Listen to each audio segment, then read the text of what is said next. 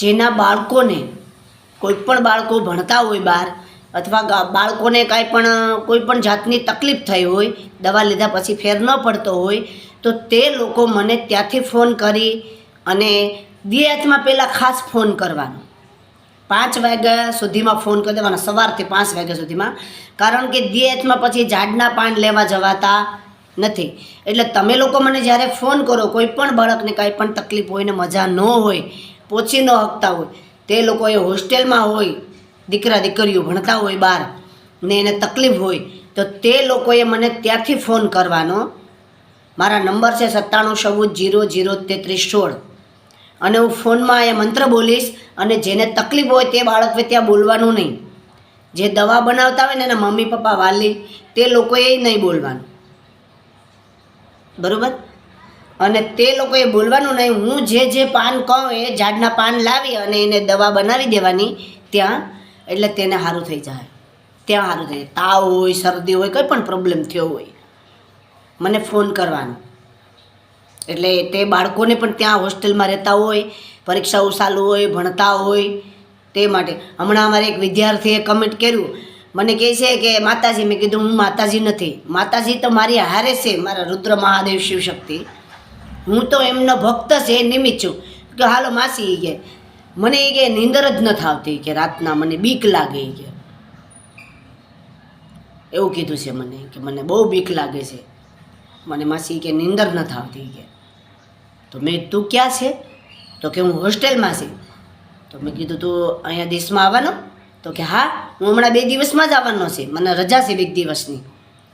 વાંધો નહીં, તો આવી જજે. એ દવા અને જે કરવાનું કહેવાનું આવે તે કરવાનું. એટલે તે બાળકને ઊંઘ આવતી થઈ ગઈ.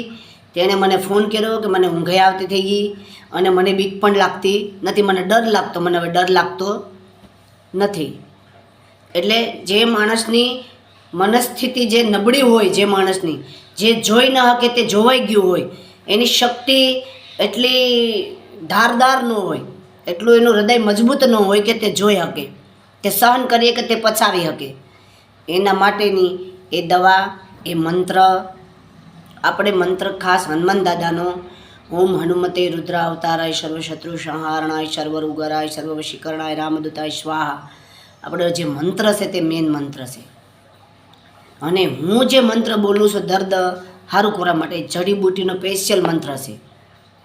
એ ક્યાંય કોઈને દેવાનો કે કહેવાનો થતો નથી. કહેવાનો તાત્પર્ય, મને બધા લોકો કહે કે માસી આવા તમે દર્દ હારા કરો છો, તમને ક્યાંક થાય નહીં. અને મારા મમ્મી તો મારે યાર એટલા ઝઘડા માંડ્યા કે તને જો કાંઈ થયું એટલે તને મારી નાખું. મેં કીધું મને કાંઈ થાય એટલે હું તો મરી જ જવાની છે, પણ તમે મને ક્યાં મારવા આવશો? કહેવાનો તાત્પર્ય કે જેને આવી વૈશ્વિક શક્તિ, સિદ્ધન શક્તિના જેને દર્શન થયા હોય સપનામાં આવીને, એ તો એના માટે રક્ષા કરે જ ને. જો જે આખા જગતને ફ્રીમાં સેવા કરી અને એને હાજા કરી અને નિરોગી બનાવતા હોય, એની રક્ષા તો ખુદ ભગવાન કરે, એને બીજા કોઈની રક્ષાની કે આવશ્યકતા ન હોય. કારણ આપણી ભક્તિમાં એટલી તાકાત હોય, આપણી જેટલી ભક્તિમાં તાકાત, આપણી શ્રદ્ધામાં તાકાત, આપણા વિશ્વાસમાં તાકાત. સત્ય હંસોયા એના પતિને યમરાજા પાસે લઈ લાવીશ જ મારા પતિને, એમ કહેવાનો તાત્પર્ય. એમ તો દ્રૌપદી આપણે મંદોદરી પણ હતી, એણે સંકલ્પ નહોતો ભગવાનની પાસે કર્યો કે એની ભક્તિમાં એટલી તાકાત નહોતી કે હું મારા પતિને સત્યના માર્ગે લાવીને જ રહીશ.